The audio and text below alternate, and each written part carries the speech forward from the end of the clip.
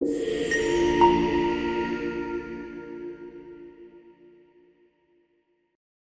noches a todos, ¿cómo están?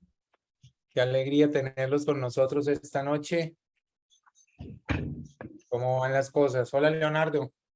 Hola, es que se me metió mi cachorrita, estoy con una cachorrita nueva acá y bueno, es así súper loca.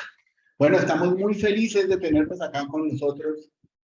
Este es un proyecto que tenemos hace mucho tiempo y bueno, estamos aquí impresionados de la gente que está conectada gente de todas partes de Latinoamérica, de todos los países de América Latina y, y, y para nosotros pues es un gusto poder compartir con ustedes. Esperamos que este sea un espacio donde todos aprendamos, donde todos discutamos, donde todos podamos poner nuestras opiniones, donde podamos debatir nuestras opiniones, donde podamos revisar otros puntos de vista, donde podamos ver las cosas desde una manera diferente. Este entrenamiento que vamos a hacer de 3 días gratuitos sobre evaluación hemodinámica del choque cardiogénico es algo que hemos hecho con mucho cariño y que hemos preparado con Camilo, con el equipo de ECMOVAT, pero esencialmente con Camilo hemos discutido estos temas mucho y bueno, vamos a empezar a hablar un poco de qué es lo que estamos haciendo, de qué es lo que vamos a hacer. ¿Qué es lo que vamos a hacer estos 3 días? Estos 3 días queremos conectarnos a esta hora, a las 7 de la noche, hora de Colombia, y vamos a revisar 3 casos clínicos, ¿sí? Un caso clínico de choque cardiogénico agudo, un caso clínico de falla cardíaca crónica agudamente descompensada y un caso clínico de un postoperatorio con vasoplegia y choque cardiogénico. Son 3 escenarios, digamos, que enfrentamos con frecuencia. Lo que queremos hacer es, a través de estos casos, que son casos reales que nos han pasado a nosotros, hacer un abordaje, una evaluación de fisiología hemodinámica a un nivel de profundidad que habitualmente nosotros no estamos acostumbrados a hacer. ¿Sí? Cuando yo aprendí fisiología de una manera más bien unidimensional, y posteriormente, pues el entrenamiento adicional que recibí de fisiología en mi formación profesional fue muy repetido, muy repetitivo. Queremos un poco romper esto y comenzar a ver todas las dimensiones que componen la fisiología, la evaluación de la fisiología hemodinámica. Y para esto, lo que hemos usado es un programa de simulación avanzada de fisiología hemodinámica, del cual hoy vamos a compartir solo pequeños fragmentos. Es un programa muy sofisticado, de alguna manera muy complejo, pero que permite hacer un poco lo que hacen los pilotos de aviación cuando se entrenan, ¿sí? Que es coger un paciente y mirar qué pasa si se hace una cosa, qué pasa si se hace otra, y mirar eso cómo impacta más adelante la evolución del paciente. Esto creemos que es un ejercicio muy valioso, porque lamentablemente el resultado que tenemos en pacientes con choque cardiogénico en todo el mundo ha sido tradicionalmente muy malo. ¿Sí? Esos pacientes son pacientes que generan mucha frustración en nosotros, porque aunque llegan muy agudos, muy graves, siempre sentimos que vamos detrás de ellos, siempre sentimos que nos cogen ventaja. Y esta ventaja que nos cogen significa que se mueren mucho, que se complican mucho, que tener buenos resultados en esto es muy desafiante. Entonces, nosotros queremos cambiar eso. Nosotros queremos ayudar a cambiar eso. Eso ha venido cambiando, obviamente no por nosotros, por muchas cosas. Y eso ha venido cambiando rápidamente en los últimos años. Y ha venido cambiando a partir de una comprensión más profunda de cómo funciona el comportamiento del corazón y la circulación en diferentes enfermedades. Entender bien eso es la clave para poder, uno, evaluar efectivamente el choque cardiogénico. 2, definir de manera fluida, rápida, inmediata, cuáles son los pasos a seguir en el tratamiento. ¿Sí? Y tercero, conocer cuándo lo que hacemos es insuficiente y hay que dar un paso más adelante. Eso es lo que vamos a hacer estos 3 días. Antes de que empecemos, seguramente muchos de ustedes me conocen, he visto mucha gente conocida ahí, pero también sé que muchos no nos conocen.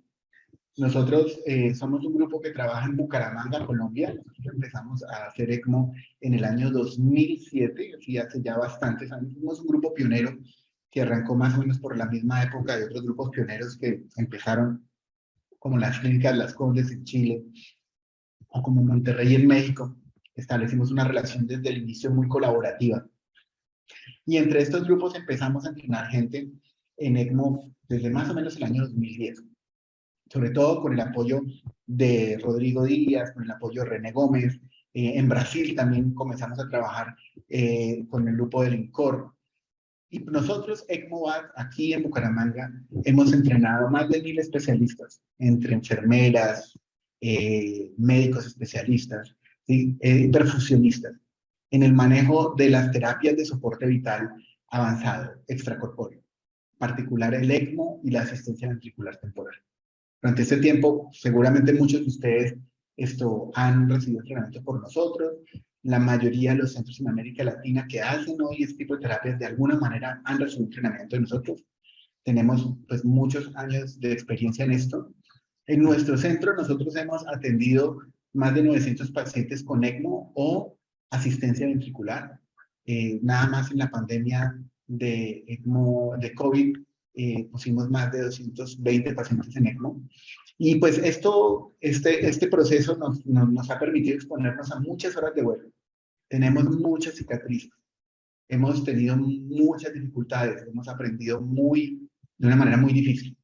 Nosotros queremos con ustedes compartir las cosas que nos han dado esas horas de vuelo, ¿sí? De alguna manera buscar que eso que hemos aprendido durante tanto tiempo tenga un impacto, no solamente en los pacientes que nosotros directamente cuidamos, y no solamente en las personas que pueden venir a nuestro centro a entrenarse, sino queremos tener un impacto en esos pacientes que ustedes atienden. ¿Sí? Queremos que de alguna manera lo que nosotros aprendemos y que esto sea también una conversación, porque ha sido una conversación, ¿sí? Que eso que ustedes aprenden allá con sus pacientes, que no lo comuniquemos, que aprendamos entre todos, ¿sí? Y que al final una persona que reciba atención de alguno de nosotros, ¿sí? Tenga una mejor oportunidad de sobrevivir, de tener una vida plena, y que podamos colaborar en eso. Ese es realmente el propósito que nosotros tenemos y lo que queremos a través de esta nueva herramienta, esta nueva tecnología, es tener ese impacto más allá de lo que alcanzamos a hacer directamente con nuestros pacientes o con las personas que alcanzan a venir acá con nosotros. Bueno, yo me presento, yo soy Leonardo Salazar, soy anestesiólogo cardiovascular, hice una maestría en Ciencias Biomédicas en la Universidad de los Andes. A través de ese proceso me vinculé con el uso de tecnología en la circulación extracorpórea, en el soporte vital extracorpóreo. Posteriormente hice un fellow en asistencia ventricular y trasplante cardíaco. Y desde hace pues, muchos años dirijo el programa de ECMO y asistencia ventricular de la Fundación. Fui presidente, presidente pasado de ELSO. Camilo, no sé, Camilo, si por favor te presentas. Claro que sí, buenas noches a todos y pues como dijo Leonardo desde un principio, darles también un abrazo inmenso. Como les he estado escribiendo en el chat, para mí es muy gratificante y nos genera yo creo que una felicidad inmensa ver tantos amigos conectados y los que hasta ahora de pronto no hemos tenido contacto, estoy seguro que como mencionó Leonardo, vamos a generar una gran comunidad de personas muy interesadas en hacer las cosas de aquí en adelante de una manera diferente, pero sobre todo con un sustento científico y académico muy importante. Mi nombre es Camilo Pizarro, yo soy médico anestesiólogo, intensivista, trabajo en la Fundación Cardiovascular de Colombia como director de las unidades de cuidado intensivo a adultos en este momento y formo parte del grupo de ECMO, el cual lidera Leonardo desde su inicio hace más o menos unos 14 años, como él les mencionó. Tengo una especialización en educación en docencia universitaria y soy instructor de instructores de ELSO para terapias extracorpóreas. Bienvenidos al curso, estoy seguro que estos 3 días los vamos a disfrutar al máximo, van a encontrar cosas muy interesantes y pues siéntanse en la libertad de manifestar sus inquietudes, sus preguntas, porque es el momento de poder compartir todo eso y pasar un rato espectacular entre todos. Bueno, entonces la de mecánica va a ser la siguiente. Vamos a compartir, yo voy a compartir un caso clínico que está caliente, que está fresco, que lo tenemos todavía en la unidad. Camilo va a estar también ayudándome con las preguntas, las dudas que ocurran, y en algunos momentos vamos a parar para poder abrir un poco la discusión sobre cómo lo ven ustedes, cómo lo enfrentarían, qué dudas tienen. Es Cuando el tengan alguna duda del caso, perdón, Leonardo, cuando tengan alguna duda del caso o alguna pregunta, apenas empecemos, si quieren la escriben en el chat, yo la voy anotando y en el momento en que hagamos los recesos o los breaks, pues vamos respondiendo esas inquietudes para que te queden todos los conceptos claros, ¿ok? Bueno, William Osler es el padre de la medicina moderna y él decía que un buen médico trata la enfermedad, pero un gran médico trata al paciente que tiene la enfermedad. Y aquí hay un concepto importante y es que lamentablemente me parece a mí la cardiología se ha ceñido demasiado estrictamente a unas guías, a unos protocolos, a la medicina basada en evidencia que describen cómo tratar una enfermedad. ¿Sí? Que dicen que se debe hacer una disección aórtica, que dicen que se debe hacer una estenosis aórtica, que dicen que se debe hacer una enfermedad coronaria. Sin embargo, todos los pacientes son diferentes y todos sabemos eso.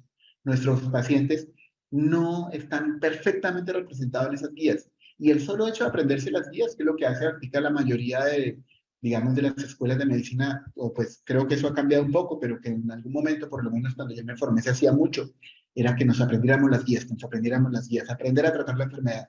Quiero que aprendamos a ver el paciente de una manera diferente. Y pues para eso queremos hacer este proceso de formación, donde lo que vamos a hacer es que vamos a enseñarle unos conceptos, vamos a analizar esos conceptos, vamos a hacer un ejercicio de análisis hipotético deductivo, vamos a probar ese análisis con un simulador tecnológico de alta fidelidad y vamos a ver eso cómo se aplica en la práctica. Hoy vamos a hablar de choque cardiogénico agudo. ¿Y qué es lo que queremos que ustedes revisen hoy? ¿Qué vamos a aprender hoy? Vamos a aprender qué es el choque, cómo se define el choque cardiogénico, ¿sí? ¿Cómo se define el choque cardiogénico? No solamente cómo se define el choque cardiogénico como un evento, sino cómo se define como un proceso. ¿Sí? Vamos a revisar un caso de estudio real, como les digo, un paciente que está actualmente hospitalizado en nuestra unidad, y vamos a ver en ese caso qué prácticas aplicamos nosotros para la toma de decisiones en este paciente. ¿Cómo utilizamos los conceptos de fisiología hemodinámica y un simulador de fisiología hemodinámica de alta fidelidad para poder tomar decisiones oportunas, acertadas, ¿sí? Y sobre todo también esto se trabaja en equipos multidisciplinarios para poder tener argumentos que permitan darle fluidez al proceso de implementación de esta terapia. Este es el caso de estudio. Este es Jaime. Jaime es un paciente de 62 años de edad, de 80 kilos de peso. Es un señor pequeño, de 1,62, barrigoncito, un índice de masa corporal de 31. Cuando uno le ve la barriga, uno piensa que es mayor el índice de masa corporal, pero es piponcito. Tiene una superficie corporal 0,82 de 0,8 metros cuadrados y en un hospital regional, en un municipio más o menos cerca de acá, el hombre hace un dolor torácico típico, disnea, diaforesis, lipotimia, y va al hospital inmediatamente. El médico de ese hospital es además amigo personal de él. El hombre es un hombre con antecedente de obesidad, además lleva 15 años de tratamiento de hipertensión arterial, es un hombre que toma juicioso su tratamiento y tiene un diagnóstico de un antecedente de enfermedad coronaria y recibió angioplastia y hace bastantes años, en el año 2009, en el 2012. Desde el 2012 hasta acá no ha vuelto a tener intervenciones coronarias. Allá en ese hospital él hace un episodio de lipotimia, aumento del trabajo respiratorio, disminución de la frecuencia cardíaca, disminución de la presión arterial y lo intuban en medio de este proceso. Le inician un soporte inotrópico con norepinefrina y lo trasladan de manera urgente.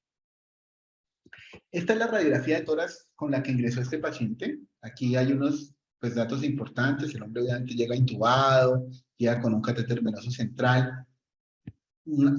A mí me parece que esta radiografía, aunque no es un franco edema pulmonar, sí tiene signos importantes de congestión venocapilar. Y pues una cosa que considero muy importante que ustedes recuerden es esta figura cardiomediastínica, ¿sí? El índice cardiotorácico de este paciente es normal, ¿sí? Este ventrículo no está dilatado. Ese es un dato muy importante. El electrocardiograma de ingreso, vemos que tiene un desnivel del ST, supradesnivel del ST, en D2, D3 y ABF. con un infradesnivel desde B2 hasta B5, sí, principalmente, y se le hizo un diagnóstico de un síndrome coronario agudo con elevación del ST, con compromiso de la pared inferior. Los laboratorios de ingreso, las pruebas realmente de función renal, de función hepática, de ingreso a urgencias, fueron normales, ¿sí? Los electrolitos fueron normales. Lo que no era normal era su pH. Paciente con una acidosis con un componente respiratorio, pero también con un componente metabólico, una base exceso de -11, con un lactato elevado y con una saturación menos de 58. Estos datos, que son datos, digamos, de suficiencia de la circulación, nos hablan de que el paciente tiene una hipoperfusión sistémica.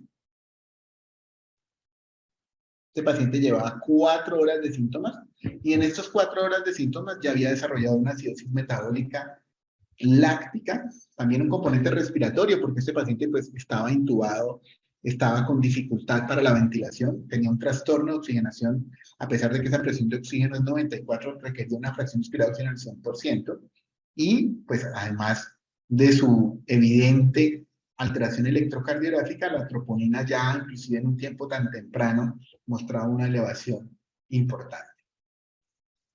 Esta es la monitoría que nosotros teníamos cuando el paciente ingresó, ¿sí? El paciente ingresó y nosotros, pues, lo primero que le pusimos fue una línea arterial, ya tenía un catéter venoso central desde urgencia, y encontramos un paciente que está taquicárdico. Recuerden que este paciente está recibiendo norepi a 0.2, y tenemos una presión arterial que va sin que sea críticamente hipotenso, pero sí, pues menos de 90 de sistólica, una diastólica de 63, una presión arterial por debajo del límite inferior de la normalidad, una presión venosa central normal, y la saturación venosa en gases arteriales mostraba también una disminución de la saturación venosa. Entonces tenemos un paciente que tiene hipotensión, esa hipotensión podríamos decirla leve a moderada, no es una hipotensión severa, y también tiene hipoperfusión,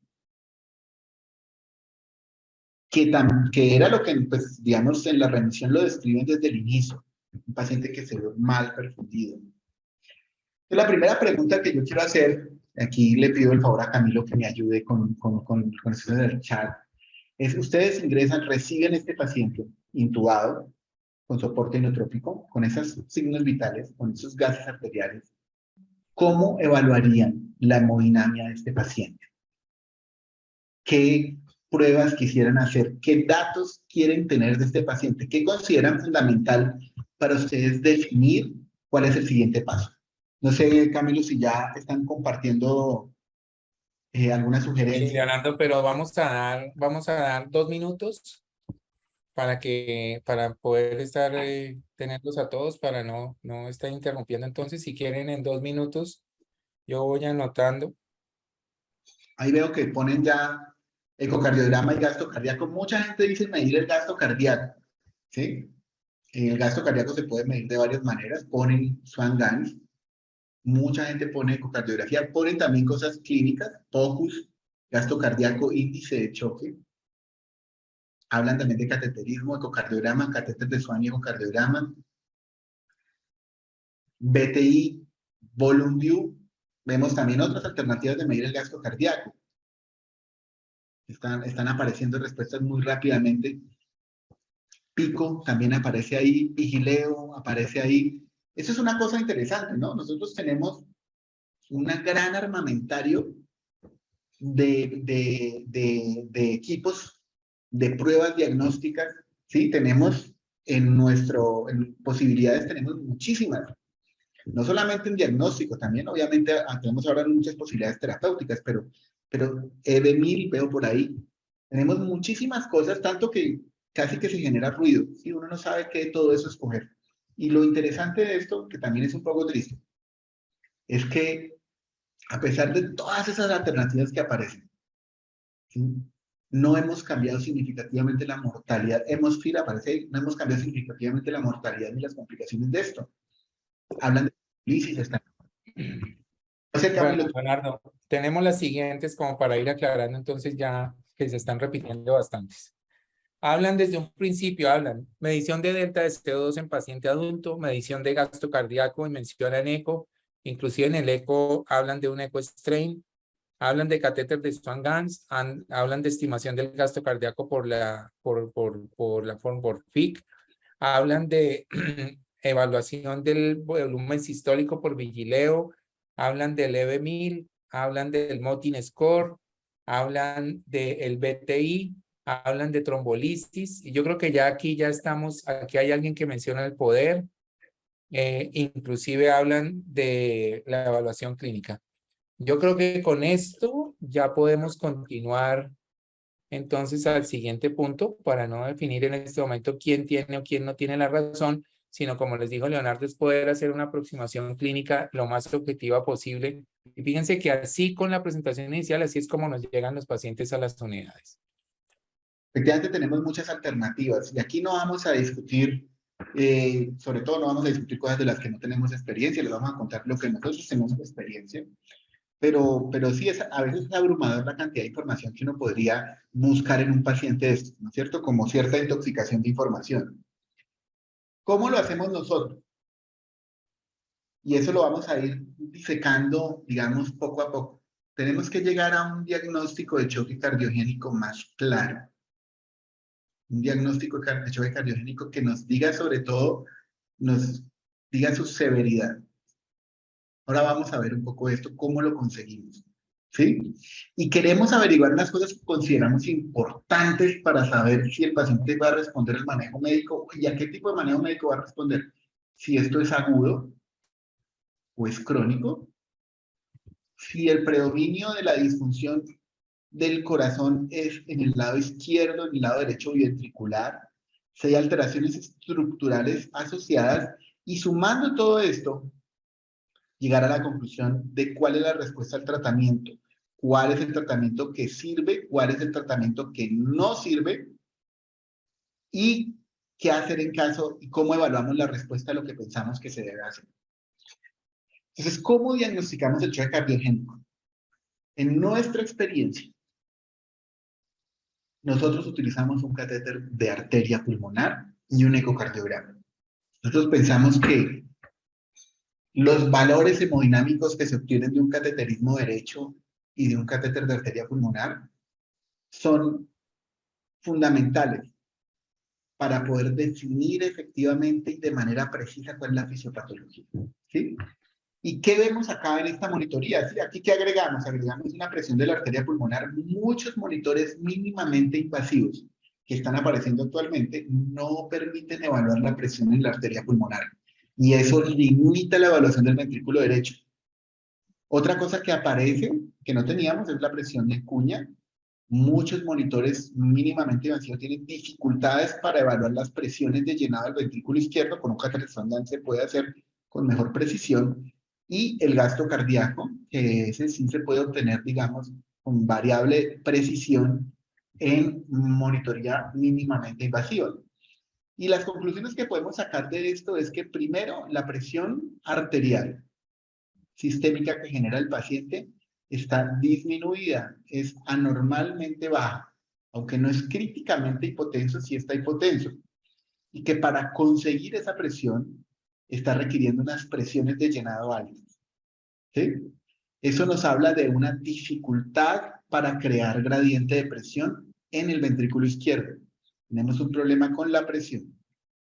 Y adicionalmente a ese problema con la presión, tenemos un gasto cardíaco que está disminuido. Este índice cardíaco en este paciente perfectamente da alrededor de 2 o un poco menos de 2. Entonces tenemos un problema para también la perfusión. La presión y la perfusión están alteradas. Uno puede tener esta misma presión arterial, por ejemplo, con un paciente que tenga un gasto cardíaco que esté normal o alto. Y entonces ese paciente tiene un problema esencialmente de la resistencia vascular sistémica, ¿sí? Aunque puede tener problemas mixtos, y eso lo veremos en el tercer día. ¿Sí? Ustedes pueden tener un paciente con este gasto cardíaco, con este índice cardíaco y con una presión arterial normal o alta.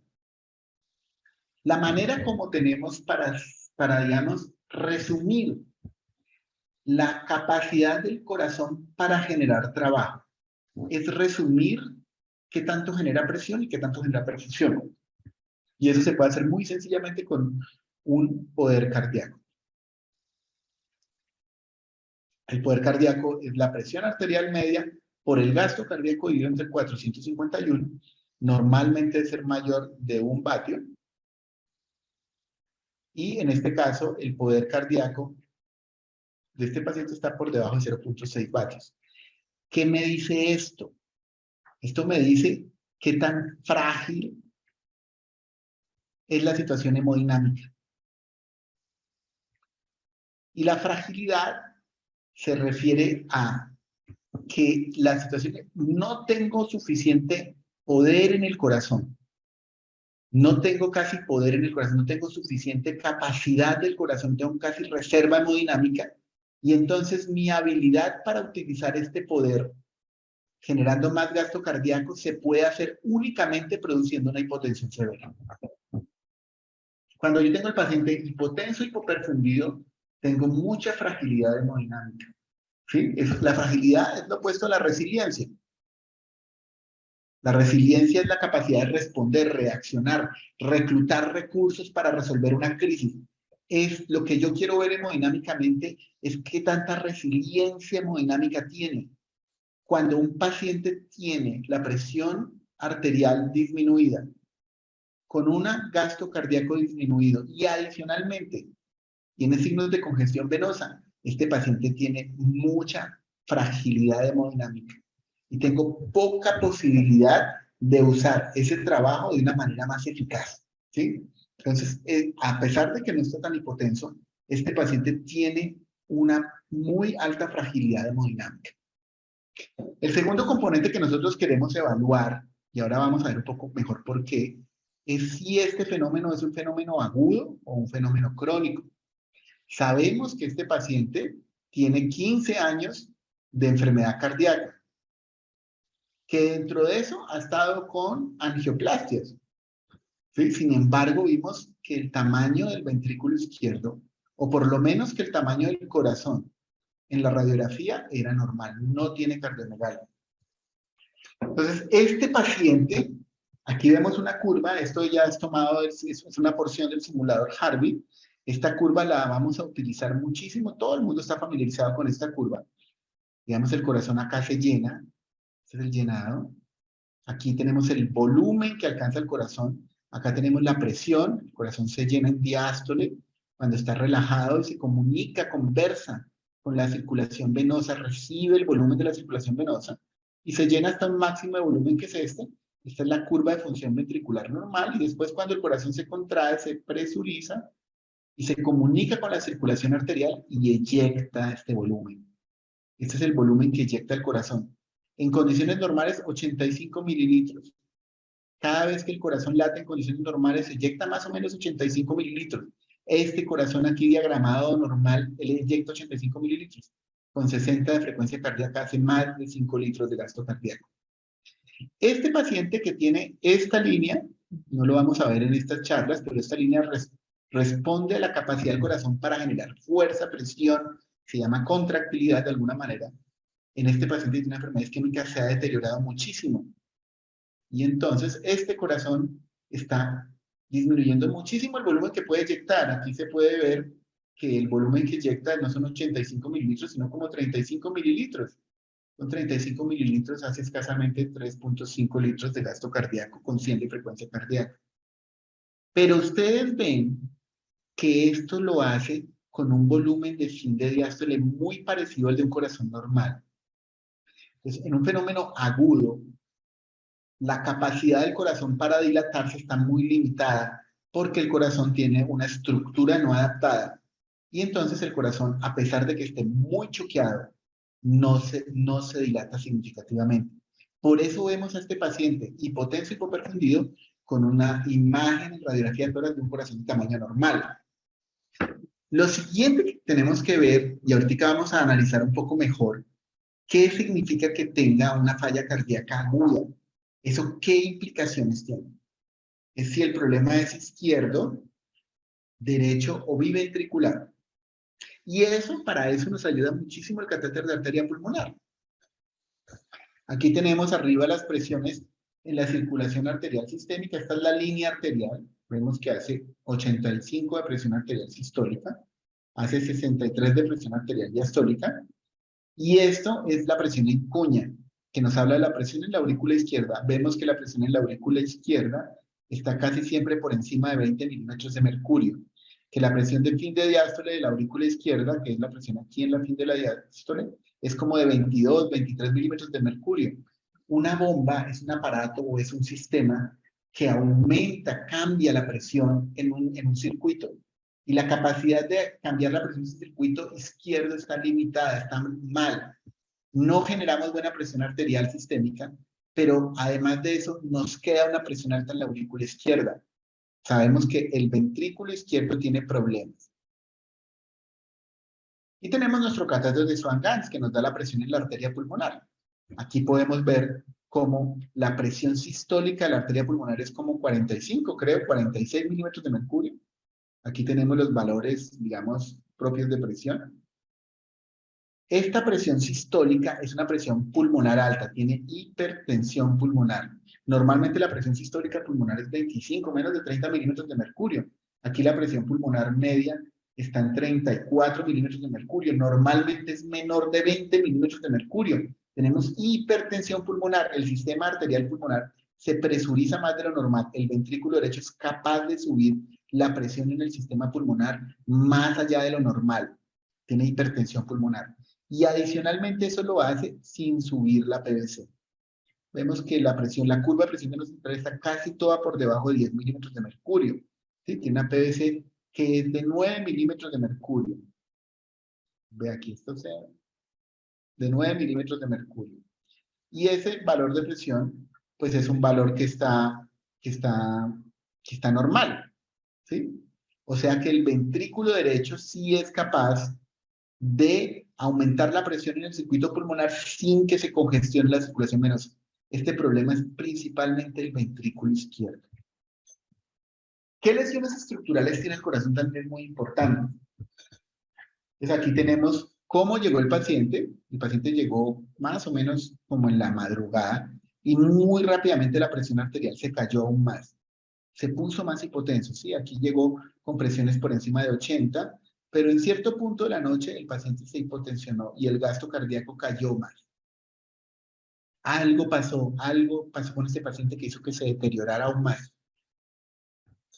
Lo que vemos acá, este es el ecocardiograma. Primero, ¿qué nos llama la atención de este ecocardiograma? Que la función ventricular sistólica no se ve tan comprometida. El ecocardiograma que se le hizo, el POC, el ECOFAST que se hizo inicialmente, había mostrado una fracción de eyección del 25%. Pero después, cuando se deterioró más hemodinámicamente, la fracción de eyección de este paciente aumentó a 42%. Entonces vemos que tiene una fracción de eyección de 42%. Vemos que la cavidad ventricular izquierda no está dilatada. ¿Sí? El diámetro del ventrículo izquierdo está en límites normales. Si mal no recuerdo, era 50 milímetros, que es un valor dentro de límites normales. Pero cuando hacemos el Doppler, vemos que tiene una insuficiencia mitral muy importante. ¿Mm? Entonces, este paciente tiene varios problemas estructurales, obviamente. Un problema estructural es la obstrucción coronaria. Y el otro problema estructural es la insuficiencia mitral. Entonces, si nosotros simulamos este escenario de este paciente, aquí nosotros tenemos la curva de función ventricular normal. Esta curva roja es la curva de función ventricular normal, con un volumen sistólico de 85 mililitros. Y cuando el paciente deteriora la contractilidad, el choque cardiogénico agudo, sin causar una dilatación significativa, vemos que disminuye el volumen sistólico a 35 mililitros y eso disminuye, el corazón eyecta 35 mililitros o menos. Esto disminuye la fracción de eyección, en este caso la fracción de eyección es del 25%. Y eso lo hace porque el corazón tiene dificultades para desocuparse, porque no se presuriza bien. Y hace la insuficiencia mitral. ¿Y qué pasa con la insuficiencia mitral? Esta es la curva de función ventricular de una insuficiencia mitral. No vamos a ver ¿Eso cómo es o qué significa? Vemos que, por ejemplo, muy significativamente se pierden los periodos isovolumétricos, pero vemos que el corazón se desocupa, el ventrículo izquierdo se desocupa mucho más de lo que se desocupaba antes de la insuficiencia mitral. Y por eso la fracción de eyección de la insuficiencia mitral, en este caso este paciente, aumentó a 42%. Sin embargo, ese aumento de la fracción de eyección no es que el corazón esté haciendo más gasto cardíaco. ¿Por qué? Porque más de la mitad del volumen que desocupa el corazón lo desocupa la aurícula izquierda.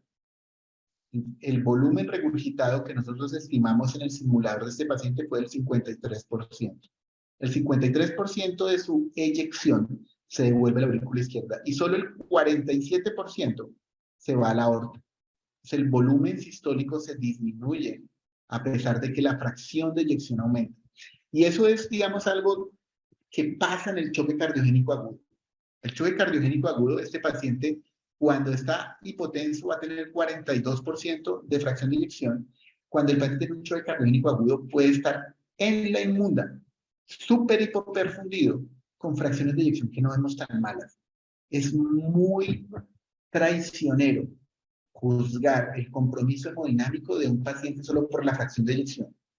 Y si el paciente tiene un corazón de tamaño normal, puede estar profundamente choqueado con fracciones de eyección que no se ven tan malas. Aquí, por ejemplo, podemos ver, este es el cambio que hay desde el momento en que el paciente está sin insuficiencia mitral. Estas son las presiones que tiene, que las vimos, no tan hipotenso, con una cuña de 22 y un gasto cardíaco de 3.6, una fracción de eyección del 25%, y cómo cambia esto cuando desarrolla la insuficiencia mitral. Se pone hipotenso, ya pasa a 7.5 de presión, que siempre de 8.6 a 7.5 hay como 10 latidos más por minuto por cada del intensivista. La presión en cuña aumenta bastante, fíjense que sube de 22 a 26. Y el gasto cardíaco cae casi 400 mililitros. Ya estábamos hipoperfundidos y el índice cardíaco era como 1.9. El índice cardíaco cae a 1.5, 1.6. Profundamente hipoperfundido. Sin embargo, la fracción de eyección aumentó del 25 al 42%. Nosotros ya sabiendo eso, lo que tenemos acá, ¿y qué tenemos acá? Que el paciente tiene un choque, ¿sí? Que ese choque está con un poder del ventrículo izquierdo bajo, o sea que es frágil la hemodinamia, la capacidad de compensación está muy limitada, que este problema es agudo, que sea agudo es una mala noticia. Quiere decir que los problemas estructurales como la insuficiencia mitral van a tener mucho impacto hemodinámico, va a tolerar muy mal los compromisos estructurales. Por eso las CIDs posinfarto, los infartos del miocardio que hacen insuficiencia mitral. Por eso los pacientes que tienen endocarditis con insuficiencia aórtica aguda con un corazón de tamaño normal. Esto es shock horrible con fracción de eyección que no se ve tan mal. Queremos saber qué podemos hacer con el tratamiento de este paciente. ¿Qué opciones tenemos? Aquí esta primera opción, que es lo que mucha gente hace en muchas partes. ¿Sí? Yo creo que en mi hospital seguramente harían esto. Si encuentran un paciente que tiene 42% de fracción de eyección y que en muchos sitios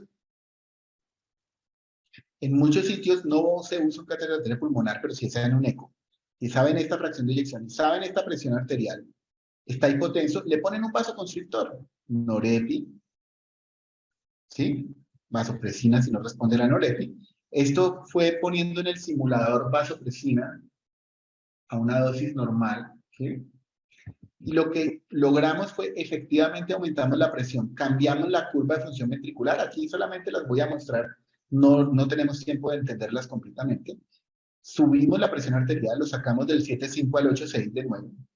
Sin embargo, esto se hizo a costa de un profundo deterioro del gasto cardíaco. Entonces, el aumento de la resistencia vascular sistémica en este escenario va a tumbar el gasto cardíaco 400 mililitros más. O sea, perdimos ya 800 mililitros entre la insuficiencia y la vasoconstricción. El índice cardíaco ya baja por debajo de 1.3. Con 2.7 de gasto cardíaco, este paciente está realmente en la inmunda, ¿sí? Entonces, el aumento de poscardia es muy mal tolerado en estos pacientes. ¿Qué opción tenemos? De pronto ponerle un balón de contrapulsación aórtico. Tendríamos todo el derecho. Es un paciente isquémico, tiene un síndrome coronario agudo, con un choque cardiogénico, con una complicación mecánica del infarto, ¿sí? Con una insuficiencia mitral, perfectamente podemos poner un balón de contrapulsación aórtico. Lo que hace el balón de contrapulsación aórtico, estamos simulando aquí un balón de contrapulsación aórtico de 36 mililitros, ¿sí? En este paciente que es más bien pequeñito, es mover la curva de función ventricular acá. No la vamos, como les digo, en este escenario a revisar con toda profundidad, sino los efectos que tiene sobre la hemodinamia de este. Y esto va a disminuir la cuña de 26, un paciente agudo que tiene la circulación pulmonar no adaptada, hace 26 de cuña y hace un edema pulmonar horrible. Y esto va a bajar 2 milímetros de mercurio a 24. Un paciente con 24 de cuña sigue en edema pulmonar. Y el gasto cardíaco va a aumentar 200 mililitros. Entonces, el aumento del gasto cardíaco es muy marginal. Pasamos de 3.13 de gasto cardíaco a 3.34 de gasto cardíaco. Y esto es insuficiente. Esto no nos va a sacar al paciente del estado de hipoperfusión, no lo saca del estado de hipotensión, no lo saca del estado de hipoperfusión, no lo saca de la congestión. Esto es insuficiente. Perdón, Leonardo, como para aclararles de una vez para que usted lo pueda decir ahorita, porque están haciendo una pregunta del uso de inodilatadores. Alguien está hablando de el milrinone, para que podamos explicarlo Bueno, y esquematizarlo sí, de una vez de forma claro. escalonada. Entonces, digamos, aquí hay varias opciones, ¿no es cierto? La inotropía, por supuesto, la disminución de la resistencia vascular sistémica, que serían los inotrópicos con efecto vasodilatador, o los vasodilatadores, o el balón, que también hace de alguna manera esto. ¿Qué problema tenemos con la inotropía? Este es un paciente que está agudo, que está con activación adrenérgica, porque tiene un gran territorio del corazón que no se contrae porque está isquémico. Ese territorio que no se contrae no se va a contraer con inotrópicos porque ahí ni sangre llega. El territorio que sí está perfundido está tratando de compensar con hipercontractilidad la pérdida de la función mecánica del músculo. Y entonces este estado hiperadrenérgico va a hacer que la contractilidad esté reclutada al 100%, muy cerca del 100%. Entonces, la respuesta a inotrópicos en estados de choque cardíaco agudos es muy pobre y está muy demostrado que el uso de inotropía en estos escenarios pues realmente aporta poco a los resultados. No hemos encontrado un inotrópico que permita disminuir la mortalidad. ¿Por qué? Porque estos corazones en esos estados tienen reclutado al máximo la inotropía y por la inotropía no va a lograr reclutar nada más. Además, pues tenemos isquemia, ¿no? Entonces, si logramos reclutar algo más y lo que reclutamos es de los territorios que están perfundidos pero que están en penumbra, vamos a aumentar el tamaño del infarto. La disminución de la resistencia vascular sistémica. Si el paciente tiene esta presión arterial, la presión de perfusión coronaria.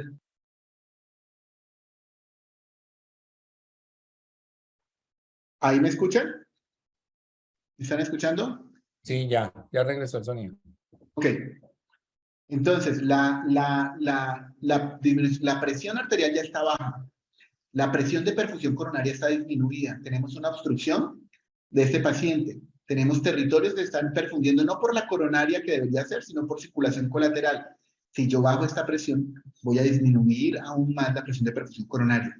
Entonces se vuelve muy desafiante tratar con soporte inotrópico un paciente que tiene un choque cardiogénico isquémico y que además tiene una complicación mecánica del infarto. No sé si ahí está, Camilo. ¿Tienes alguna? Bueno, entonces, no, estoy de acuerdo con lo que está mencionando Leonardo ahorita. Y lo que ustedes están diciendo, porque Karen menciona algo allí, dice manejo de inodilatador con vasopresor y tratamiento. Lo que nosotros queremos explicarles a ustedes es lo que se hace en la vida real en la mayoría de las instituciones y cómo de una forma escalonada vamos agotando de cierta manera los recursos de los cuales nosotros creemos que podrían llegar a mejorar el paciente. Pero para poderlo entender, por eso hemos tratado de esquematizar con este simulador de fisiología y que ustedes puedan ver de una manera clara y real qué es lo que está sucediendo con los valores tanto de las presiones como del gasto cardíaco y cómo ese estado de hipoperfusión y de hipotensión, que es lo más complicado que podemos tener en el choque cardiogénico, hasta el momento no lo hemos podido resolver. Básicamente es eso. Si hacemos digamos, un símil entre los inotrópicos para el choque cardiogénico, podríamos hablar que los inodilatadores podrían ser para el choque cardiogénico como el PIB podría ser para los pacientes con SDRA. Entonces, someter ese miocardio, que en este momento todavía está, digamos, sano, que no tiene una lesión isquémica, pues puede ser deleterio y ya todos lo sabemos que la mayor carga de inotrópicos favorece a mayor mortalidad. Es eso, Leonardo. Bueno, yo quisiera, recordemos que este paciente está con norepinefrina de 0,2 y obviamente no se la vamos a quitar ni locos que estuviéramos, ¿sí? Y yo sé que aunque los artículos dicen que los inotrópicos aumentan la mortalidad, pues realmente nadie se puede dar el lujo de no ponerle un inotrópico a un paciente que está así de choqueado, ¿sí? Sin embargo, lo que yo quiero que ustedes vean es, no estoy diciendo que esto no lo vayamos a poner, lo que estoy diciendo es que esto va a sacar al paciente de la crisis. Lo que nosotros queremos con esto es que nosotros podamos simular el evento, que nosotros podamos entender lo que pasa, que podamos seleccionar lo que va a tener éxito de manera temprana.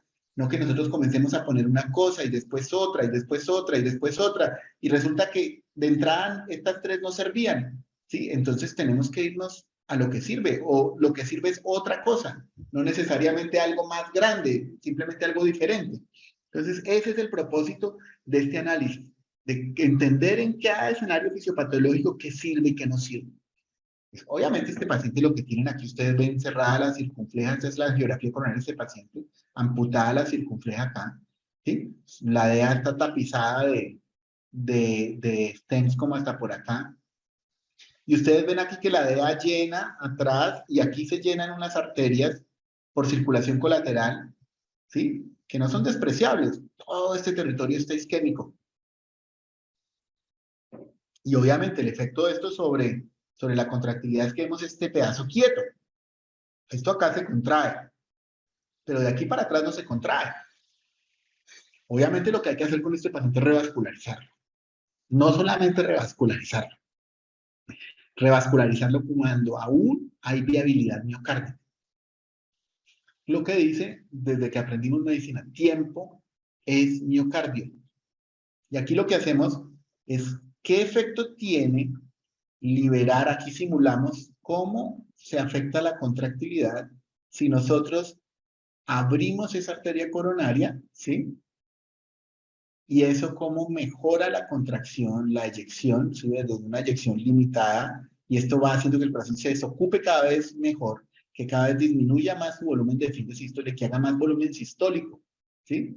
Entonces, efectivamente, la revascularización miocárdica en ventana. Es el chance que tiene este paciente, es un paciente agudo, con fragilidad hemodinámica, con una complicación mecánica del infarto. Si no hacemos eso, no hacemos nada. Ahora, si somos suficientemente afortunados como para que esa revascularización miocárdica se haga en ventana y eso resuelva la insuficiencia mitral, la insuficiencia mitral ocurre ¿por qué? Porque el músculo papilar posterior que está irrigado por esa arteria obtusa marginal que está mal perfundida, se pone isquémico, se pone rígido, la valva posterior de la mitral se retrae, se crea la insuficiencia. Pero si yo reperfundo este músculo a tiempo y esto comienza a relajarse y esta valva sube, ¿qué efecto tiene eso? Entonces aquí tenemos, la sola revascularización va a mejorar la hemodinamia, la presión la va a subir, lo va a sacar del 70-50 al 80-60, la cuña la va a disminuir de 26 a 22 y el gasto cardíaco lo va a subir de 3.13 a 3.62. Esto es mejor, pero es poco. ¿Sí? No va a ser fácil un paciente con congestión pulmonar, con un gasto cardíaco limítrofe y con unas presiones arteriales limítrofes. Si logramos que se recupere la función de la válvula mitral, vamos a pasar de esta curva morada a esta curva que es de color como medio naranja, amarillo. ¿Sí? Y eso va a permitir que la presión arterial se normalice, esto ya es un valor normal de presión arterial, que la cuña se normalice y que el gasto cardíaco se normalice. ¿sí? Si nosotros no logramos hacer esto, el manejo médico es insuficiente. Y realmente la única opción de un paciente sería el soporte circulatorio mecánico. Coger a este paciente y ponerle balón más 3 inotrópicos y después comenzar a escalarlo en vasoconstrictores, solo lo va a llevar a la muerte. Entonces, digamos, hoy queríamos revisar de una manera, digamos, breve, ¿sí? Obviamente esto lo vamos a ir reforzando en cada uno de los casos, ¿sí? Mañana vamos a ver un caso de una falla cardíaca crónica agudamente descompensada. Vemos cuáles son las claves de la monitoría hemodinámica para definir a qué responde, a qué no responde, ¿sí? ¿Cuál es su estado de fragilidad? Entonces, hoy yo creo que es muy importante que ustedes recuerden que hay que tener una hemodinamia completa que permita evaluar el choque en su severidad, ¿sí? Que permita evaluar, saber si es agudo o crónico. Mañana vamos a aprender cuál es la diferencia principal entre estos dos. ¿Sí? En este caso agudo, la radiografía tórax era más que suficiente para saber esto. El eco nos sirve si tenemos lesiones estructurales y el impacto de estas lesiones estructurales es todo un eco, y con base en esto, saber la respuesta al tratamiento.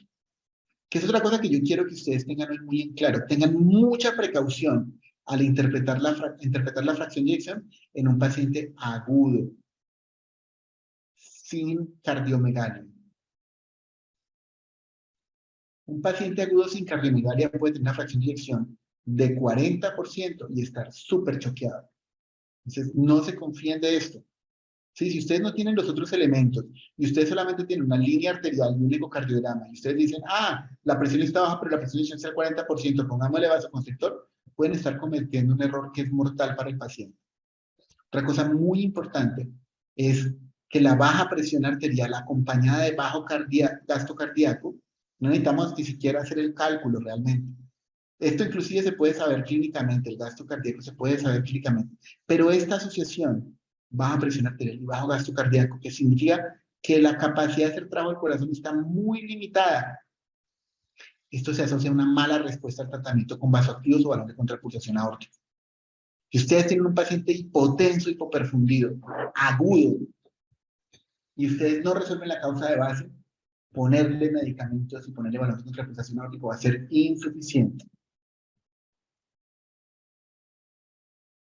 Y lo otro, si no, bueno, y ya lo dije, si no es posible corregir la causa en un problema con bajo poder cardíaco agudo, la única posibilidad de estabilización es el soporte circulatorio mecánico. Entonces, eso era lo que quería revisar en este caso con ustedes. Me gustaría ver ustedes qué aprendieron, cómo Hay una, que lo tuvieron.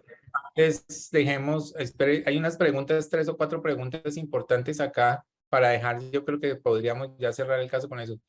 Y una de ellas es, ¿se esperaría que con la revascularización miocárdica mejorara la insuficiencia mitral o se interviene la insuficiencia mitral de una vez? Esa es una.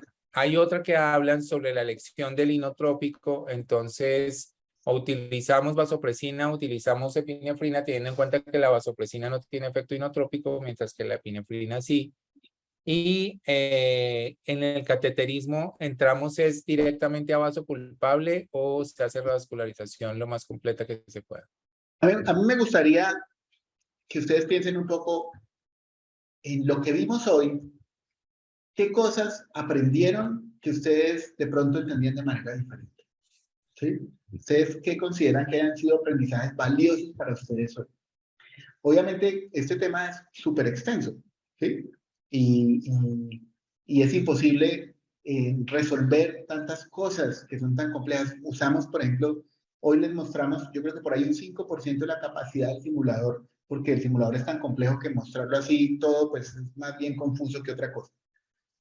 Pero hoy queremos es como aclarar unos conceptos que son fundamentales. ¿De qué constituye una evaluación hemodinámica completa? Que ustedes con una línea arterial, una presión venosa central y un ecocardiograma no tienen suficiente.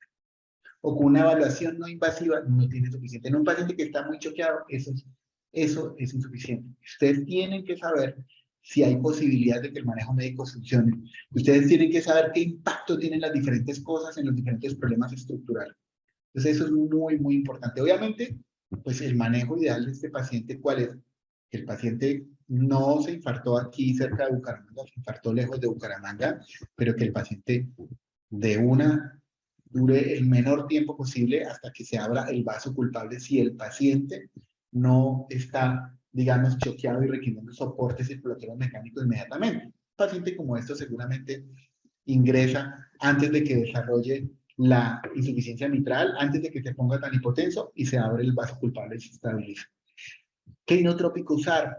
Que si lo que hay que usar, yo todos los días discuto esto con mis fellows, y es que a veces uno como que se enamora de un nombre, ¿sí? Entonces uno dice, no, es que tenemos que ponerle a este paciente dobutamina en este caso, tenemos que ponerle a este paciente adrenalina, o odia un nombre, la adrenalina no, y lo que hay que poner es el leucimetani. Los medicamentos realmente tienen efectos que comparten muchos, ¿sí? Un medicamento realmente diferenciador en choque cardiogénico no existe. Han gastado millones de dólares tratando de demostrar que alguno hace la diferencia y no lo han logrado hacer. Lo que hace la diferencia es entender cuál es el fenotipo de ese choque cardiogénico. Y de acuerdo a ese fenotipo, entender qué le puede servir. Y eso se puede conseguir con varios medicamentos. Entonces yo quisiera como resaltar eso. Y me gustaría como saber un poco, no sé, que compartan un poco qué ustedes de lo que vieron hoy, qué les pareció diferente, que sea nuevo para ustedes. Bueno, por ahí hay varias, están Mire, pidiendo. Leonardo, aquí hay cosas importantes de lo que usted ha mencionado hasta ahora. Mire, parece muy valioso la reflexión de la fracción de eyección de no darle un valor tal cual, sino como con otras, la integración de variables individuales en el mejor de los casos. El choque cardiogénico no significa inotrópico o balón de contrapulsación. También dicen que aprendieron a que retrasar un soporte no es lo ideal. Y cada paciente es un mundo diferente que hay que tener un concepto claro de fisiología y fisiopatología y las probabilidades de intervención. Que los valores de la hemodinamia no es un valor único, sino son valores integrales, hay que integrarlos para poderlos identificar. Aquí hay una cuestión clara que nosotros mencionamos y mencionó Leonardo desde un principio, fue el poder cardíaco, y dice, es importante, Eric menciona, es importante la valoración del poder cardíaco para valorar la fragilidad hemodinámica. Es de vital importancia la etiología del choque, que es muy diferente al comportamiento hemodinámico de un choque agudo o un choque crónico, y eso lo vamos a ver después, y que identificar esos daños estructurales que usted estaba mencionando ahora. Hay 4 puntos que mencionó Leonardo al principio de la conferencia que tienen que ser claves, y ojalá lo puedan hacer ustedes, que es la pregunta que nos hacemos nosotros todos los días cuando nos enfrentamos a esos pacientes. El primero es, si tenemos claro el diagnóstico de choque cardiogénico, definir si está o no en choque cardiogénico. Y eso ya todos lo sabemos, está escrito en los libros, simplemente por la definición que tenemos de choque cardiogénico. Pero ¿cómo más nos ayudamos? La primera pregunta, entonces, es ¿un choque agudo o crónico? Y lo vimos hoy. ¿Tiene compromiso del corazón derecho, izquierdo o es biventricular? Esto también lo vimos hoy. Tiene lesiones estructurales adicionales, o sea, con el ecocardiograma, bien sea por trastornos segmentarios de contractilidad, por alteraciones valvulares o por complicaciones mecánicas de un infarto, o está taponado el paciente o una CIB o un aneurisma, lo que sea. Y cuarto, que sí, cómo está respondiendo ese paciente al tratamiento médico. Si ustedes se hacen, partiendo del diagnóstico de choque cardiogénico, estas 4 preguntas siempre van a poder identificar muy fácilmente la causa de ese choque cardiogénico y manejarlo de acuerdo a ellos.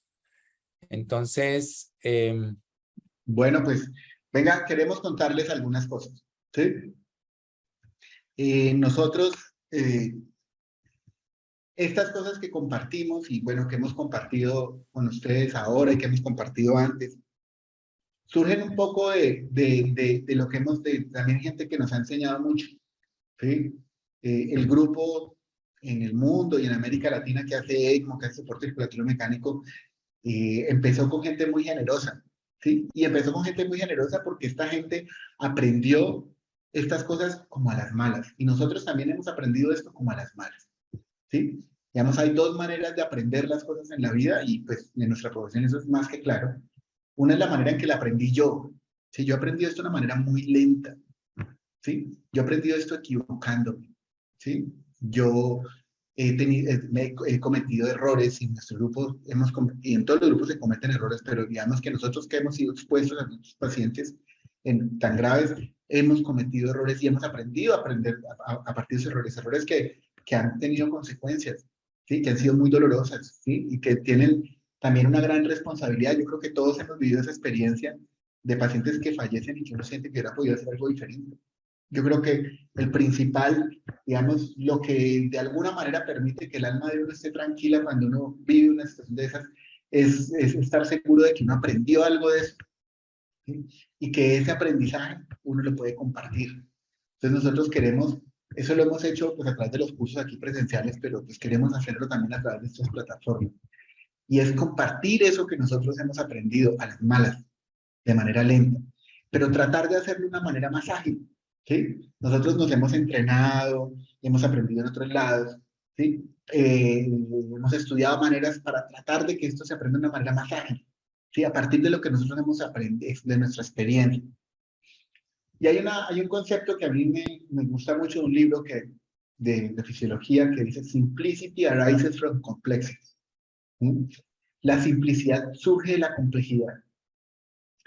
Los pacientes necesitamos que nosotros seamos simples en los procesos, que tomemos decisiones fluidas, directas, rápidas, que se ejecuten de manera automática o muy rápida, ¿sí? Que no sea complejo el proceso de atención del paciente. Pero esa simplicidad surge de la complejidad, de entender la multidimensionalidad, de entender las múltiples interacciones, ¿sí? Entonces, esto que estamos hoy compartiendo con ustedes de manera gratuita, realmente no ha sido gratuito, eso ha costado vidas, ¿sí? Ha costado complicaciones, ha costado dolor, ¿sí? Ha costado también el ir y compartir con otras personas y bueno, esperamos que esto sea una oportunidad también para nosotros aprender mucho de ustedes. Entonces, como todo ha cambiado y nosotros, eso también nos ayudó mucho la pandemia, nosotros queremos hacer un proceso en el cual a partir de un entendimiento de la fisiopatología, ¿sí? No queremos salirnos un poco de la medicina basada en evidencia, queremos salirnos bastante de la medicina basada en evidencia en este proceso. Queremos entender los conceptos, ¿sí? Comprender cómo funcionan las cosas, ¿sí? Ver esa comprensión, cómo se correlaciona con la experiencia, ¿sí? Ver eso cómo se correlaciona con la vida real y utilizar la tecnología, utilizar este simulador de fisiología hemodinámica que nos permite casi que como el entrenamiento que tienen los pilotos para poder volar un avión y que de esta manera podamos nosotros tener un impacto sobre los resultados de ustedes. Por eso queremos hacer un programa de entrenamiento en fisiología hemodinámica avanzada, ¿sí? Un curso de fisiología hemodinámica como ustedes no han tenido en su entrenamiento nunca la posibilidad de ver la fisiología hemodinámica, ¿sí? Verlo a través de la interacción de múltiples dimensiones del funcionamiento del corazón y de la circulación. Este programa, que nosotros queremos invitarlos hoy a que nos acompañen, es un programa de 8 semanas. Es un programa que yo empecé a hacer, nosotros tenemos aquí un fellow de ECMO y soporte circulatorio mecánico. Sí, aquí bien hemos formado hasta ahora, estamos formando 3, hemos formado 6 durante un año y durante ese año ellos estudian conmigo durante 2 meses con el simulador Harvey Fisiología Hemodinámica Avanzada. Queremos reproducir lo que hacemos con los fellows en este entrenamiento de 8 semanas con el simulador Harvey, que vamos a irlo conociendo en estos 3 días. Este programa de fisiología hemodinámica está avalado por la Sociedad Colombiana de Cardiología y Cirugía Cardiovascular, por la Sociedad Colombiana de Anestesia, por la Asociación Colombiana de Medicina Crítica y Cuidado Intensivo, con quienes hemos compartido este programa, quienes han visto de qué se trata y quienes nos apoyan para poder, digamos, hacer este programa de entrenamiento. En este programa de entrenamiento vamos a empezar desde los conceptos más básicos, más elementales, viendo cada concepto de manera individual y después viendo eso cómo interactúa, cómo se modifica una cosa cuando se modifica otra. Eso es algo que nosotros no nos enseñan bien, las interacciones, que nosotros nos enseñan a ver todo como en una sola dimensión y ver esto cómo responde ante las diferentes enfermedades y cómo se compensan estas enfermedades, ¿sí? ¿Y cuáles son los límites de esa compensación? Cuando estos mecanismos de alteración son reversibles o irreversibles. Y además, cómo interactúan estas enfermedades con los tratamientos. No solamente los tratamientos médicos, sino también el soporte circulatorio mecánico. ¿Sí? No, yo creo que este entrenamiento, que este aprendizaje, que este lenguaje es aprender a leer un lenguaje diferente, como aprender a leer música. Es el lenguaje que permite que equipos multidisciplinarios se comuniquen y desarrollen capacidades de resolución rápidas, efectivas. Entonces, queremos ayudarte a desarrollar eso. Y eso lo vamos a hacer con dos maneras, ¿sí? Vamos a hacer una manera, digamos, online, que va a estar disponible todo el tiempo. Y vamos a hacer esa misma modalidad online, pero además con clases, ¿sí? Estas son las dos maneras que vamos a hacer. Modalidad online van a ser todas las clases que yo tengo con mi grupo de fellows de ECMO y soporte circulatorio mecánico, que son de fisiología hemodinámica avanzada, donde están talleres, donde están casos clínicos, donde están ejemplos de simulación. ¿Sí? Esos van a estar disponibles. Esos videos van a estar editados y disponibles. Además de eso, vamos a ofrecer un material académico de apoyo que ustedes van a poder usar como de manera, digamos, en cada una de las fases de esos módulos. ¿Sí? Y vamos a dar pues unas evaluaciones sobre los conceptos que se ven en cada módulo de esos. Y un acceso a la comunidad de ECMO y soporte circulatorio mecánico. Este programa es un programa que tiene un pago único de $250. Y el programa de fisiología avanzada con el masterclass va a tener este componente, más vamos a tener unas clases online en vivo, donde vamos a ver cada semana talleres y casos clínicos en vivo, resolviendo entre todos con el simulador de manera progresiva hasta alcanzar el nivel de competencia que permita simular cualquier situación hemodinámica. Eso lo van a hacer conmigo y con mi equipo, semana a semana. No solamente van a poder ver los videos de las clases, sino que las vamos a poder discutir en estas sesiones grupales en vivo. Y este grupo de personas que entren a este programa van a recibir el acceso por un año al simulador Harvey, ¿sí? De manera que lo van a poder usar con los ejercicios, pero también lo van a poder usar después. Y vamos a crear un grupo en WhatsApp que nos va de estos estudiantes, donde vamos a poder discutir con mi equipo multidisciplinario casos clínicos, problemas, decisiones. Entonces, eso es lo que queremos compartir con ustedes. Que ustedes... Hay una cosa importante, Leonardo, hay que recordarles entonces es lo siguiente. Las inscripciones están abiertas hasta el 3 de octubre porque el programa empieza el 10 de octubre. Y nos están preguntando que si pueden participar las enfermeras. Claro que sí pueden participar las enfermeras, pueden participar médicos que estén haciendo cuidado intensivo, que estén haciendo urgencias, que sean médicos hospitalarios, que sean personal de salud que están de alguna manera conectados con esos pacientes que podían desarrollar situaciones críticas y que como se dieron cuenta, detectarlos de una manera temprana y enfocarlos adecuadamente, pues va a servir mucho. Y esto está realmente creado es a formar más que el especialista, es a formar grupos de trabajo que puedan enfocar este tipo de pacientes. Leonardo les dijo ahorita, y lo que queremos es generar un nuevo lenguaje, un nuevo idioma, una nueva forma en la cual ustedes puedan identificar todas esas potenciales situaciones, digamos, críticas que se presentan en la práctica asistencial diaria, las podamos manejar de una manera adecuada. Y estoy seguro que lo podamos hacer. Vamos a partir desde lo más básico de la fisiología cardíaca hasta llegar a lo más complejo de situaciones como inclusive lo que ustedes anotaron en el chat, de colocar un impela, de dar una asistencia ventricular, de un poco de intervenciones un poco más complejas, pero pues por aras del tiempo, por situaciones obviamente de lo que estamos viendo hoy, pues no era el momento de estarlas discutiendo. Pero hasta el 3 de octubre tenemos las inscripciones abiertas y empezamos clases el 10 de octubre. Bueno, estas clases la que vemos hoy, la que vemos mañana, la que hemos pasado mañana, van a quedar grabadas, disponibles en el canal de YouTube para que ustedes las puedan ver después. Los cursos van a ser todos online. Un curso es el acceso a las clases, digamos, grabadas con el material, digamos, de práctica, de apoyo. y el otro pues va a tener adicionalmente la interacción semana a semana para resolver casos en vivo entre nosotros, ¿sí? Y la participación en el grupo para poder compartir nuestras experiencias, para poder discutir casos. Pensamos que es, digamos, una posibilidad no solamente de aprendizaje, sino también de crear comunidad, de emplear una comunidad que ya existe.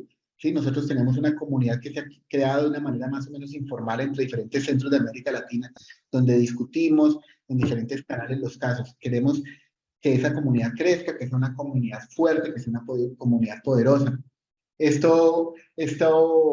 Ahí tienen el link, la manera de inscribirse es a través de un pago con tarjeta, que pues obviamente se puede hacer desde cualquier país de América Latina. El curso tiene una duración de 8 semanas, son 2 meses de entrenamiento más o menos. Cada semana lo que vamos a tener son 2 clases grabadas de 1 hora, ¿sí?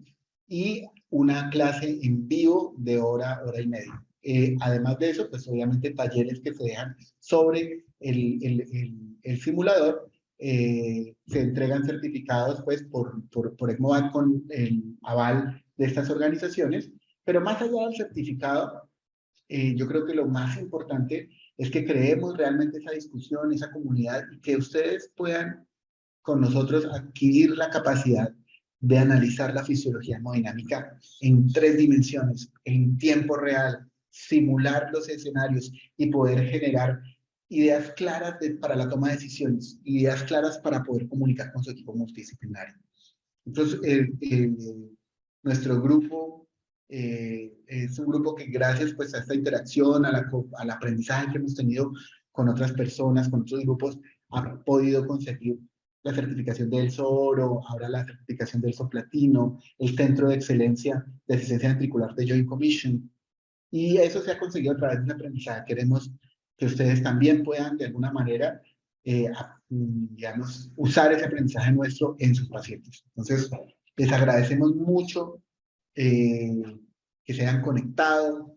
Espero que realmente lo que vimos hoy les haya a ustedes permitido de pronto replantearse cosas que puedan ayudar a pacientes, ¿sí? Ver las cosas desde un punto de vista diferente. Entonces, muchas gracias y los espero mañana a las 7 de la noche. Que tengan una buena noche. Un saludo a todos, cuídense y gracias por estar con nosotros. Mañana nos vemos. Un abrazo.